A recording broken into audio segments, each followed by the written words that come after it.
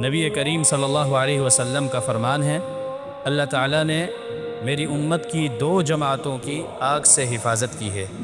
وہ جماعت جو ہند سے جہاد کرے گی، اور وہ جماعت جو عیسیٰ بن مریم علیہ السلام کے ساتھ ہوگی۔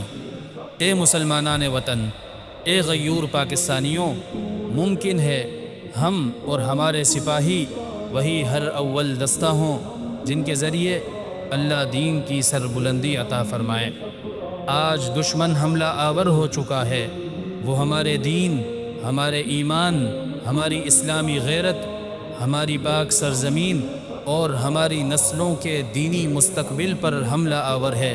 اے اہل وطن، وقت آ چکا ہے کہ ہم غفلت کی نیند سے جاگیں اور دشمن کی آنکھوں میں آنکھیں ڈال کر بتا دیں کہ ہم زندہ قوم ہیں، ہم وہ امت ہیں جس کے لیے بدر و احد کی روایات آج بھی مشعل راہ ہیں۔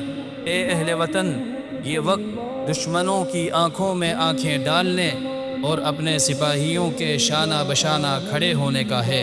سرزمین پاکستان ہمارے اسلاف کی امانت ہے، اور اس کی حفاظت ہماری ایمانی غیرت کا تقاضا ہے۔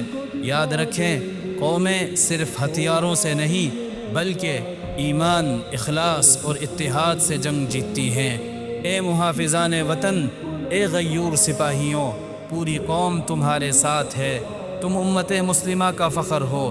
تم نے اللہ کی توفیق سے اسلام کے قلعے پاکستان کی حفاظت کا عظیم ذمہ اٹھا رکھا ہے۔ اللہ کی مدد کے بعد تمہاری شجاعت اور قربانیاں دشمن کے ہر حملے کو ناکام بناتی ہے۔